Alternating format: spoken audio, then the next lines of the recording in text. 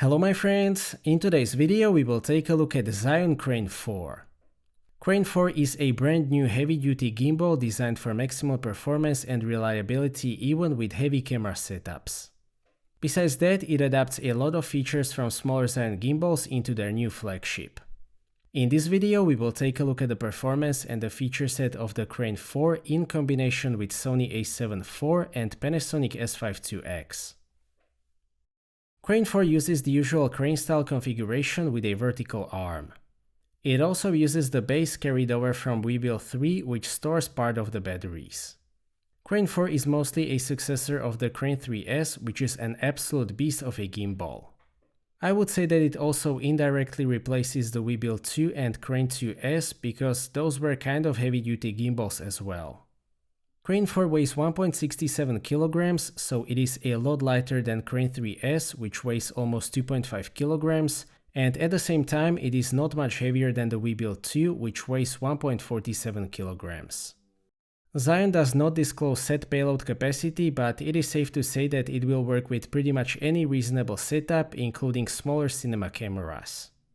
I have tested it with Sony A7IV and Sigma 24-70mm f2.8 with magnetic variable ND filters. This combination weighs about 1.5 kilograms, but it is quite front heavy. This kind of setup is a piece of cake for Crane 4. I have also tested it with Panasonic S5 IIx with 16-35mm f4 to try something on the lighter end, and that worked great as well. The Sling handler is another feature adapted from Weebill series, but here we have the new version with updated wrist support system. I specifically appreciate the option to adjust the wrist rest with a screw, which is very convenient. Besides the Sling mode, it also works great for two-handed use. The build quality is excellent, much like with other Zhiyun gimbals. The arms are metal as usual and the plastics are high quality as well. The grip has a very nice rubber texture. A nice detail is the rubber sleeve on the roll arm, which protects the gimbal during transportation. Crane 4 comes in this very nice semi-hard case that should offer sufficient protection for the gimbal. Besides the gimbal, you will also get a table tripod, sling handle with wrist support, Manfrotto style plate, a razor plate, mini diffusion box for the integrated light, lens support equipment, and various cables for connecting and charging the gimbal. Crane 4 is exceptionally easy to balance. Tilt and roll axes use levers instead of screws, which also makes the balancing faster, and axes are fairly easy to move. Heavy-duty gimbals are usually easier to balance than smaller gimbals because the margins are larger, and that is also the case with the Crane 4. A special feature of the Crane 4 are balance indicators on all three axes, which will be white if the balance is correct and red if not. Unfortunately, that is not available on this pre-production prototype, but I think that it will be a very useful feature. The locking mechanism is available on all three axes, of course. The locks are very solid, so they should be able to manage just fine during the balancing process and transportation. Crane 4 also has an auto-tune function, much like most modern gimbals, and it is very reliable. One of very few complaints that I have about this gimbal is the included mounting plate. It uses Manfrotto style plates, which is fine, but there is no ARCA-compatible quick release system. Fortunately, there is an easy solution in a form of SmallRig 3061 quick release plate. It allows you to use any ARCA-compatible plate, including my favorite Peak Design standard plates, and it even has a safety pin for those. There is also an option to mount the camera vertically. Vertical filming is very popular nowadays, so I'm pretty sure that this will be a very useful feature. Only the pan axis has unlimited motion range, but that is the one that matters, so that is fine. Crane 4 uses very strong motors, which usually don't allow unlimited motion range. That is, in my opinion, an acceptable compromise. And that brings us to the performance, which is the main highlight of the Crane 4. I have recently tested a lot of mid-size gimbals, and I have been getting really good results with those.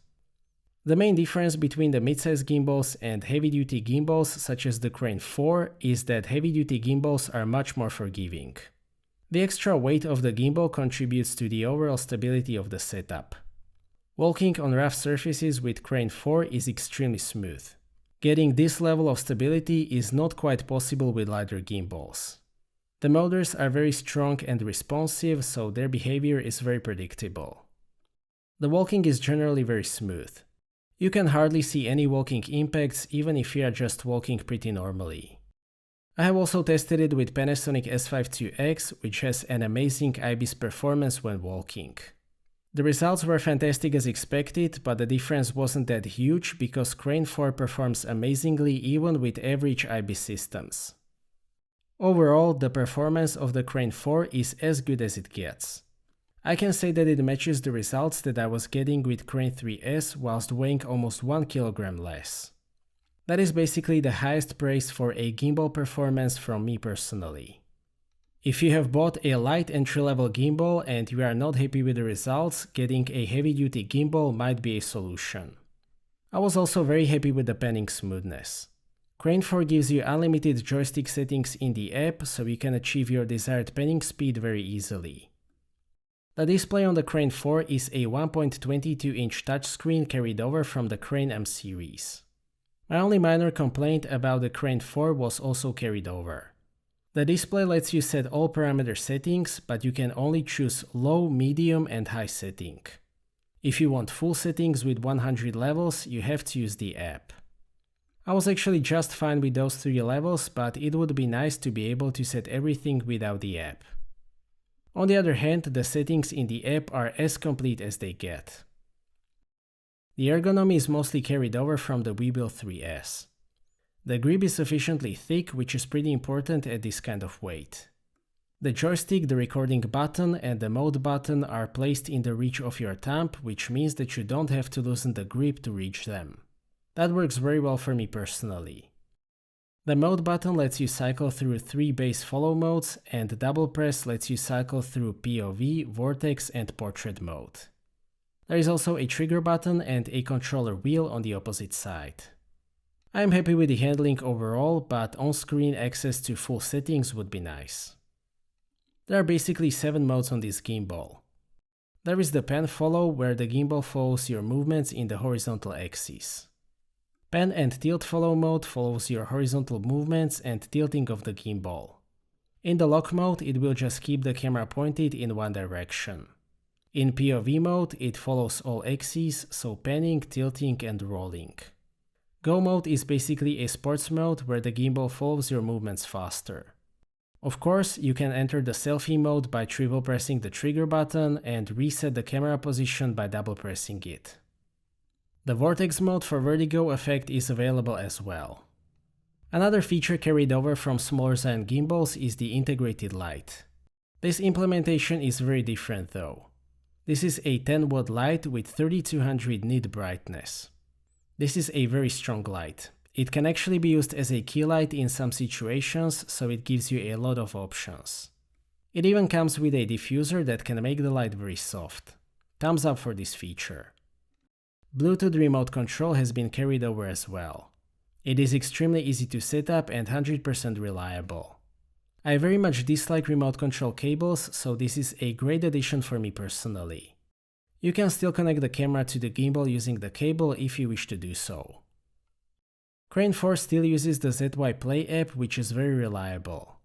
It offers comprehensive settings, including those parameter settings that I have mentioned. It works great as a remote control and I haven't had any issues with firmware updates. Crane 4 uses 4 18650 batteries. Those should provide 12 hours of runtime. That is again the same as with Crane 3S despite much lower weight. 12 hours is a lot more than any operator can withstand, so the battery life is more than sufficient. It uses power delivery standard to charge the batteries and that can be done in less than 2 hours.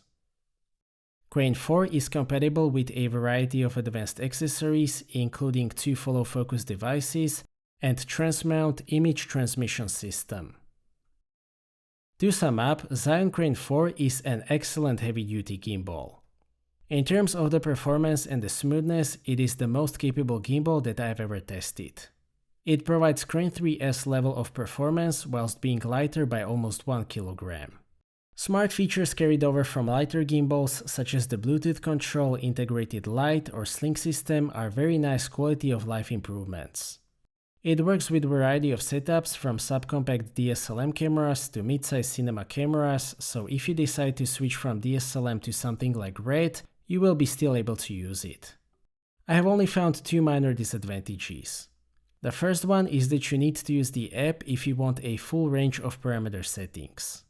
The second one is that if you want an Arca-compatible plate, you have to buy one from SmallRig. Other than that, I am very happy with the Crane 4. This is the gimbal that I will personally use for the foreseeable future, which means that I can highly recommend it. So that's it for this video, thank you for watching, I hope that you liked this video and that you have found it to be useful. Stay tuned for more videos and maybe consider subscribing if you don't want to miss my future content. I appreciate your feedback in form of thumbs up or thumbs down. If you would like to ask anything or share your opinion, please do so in the comment section, and see you next time.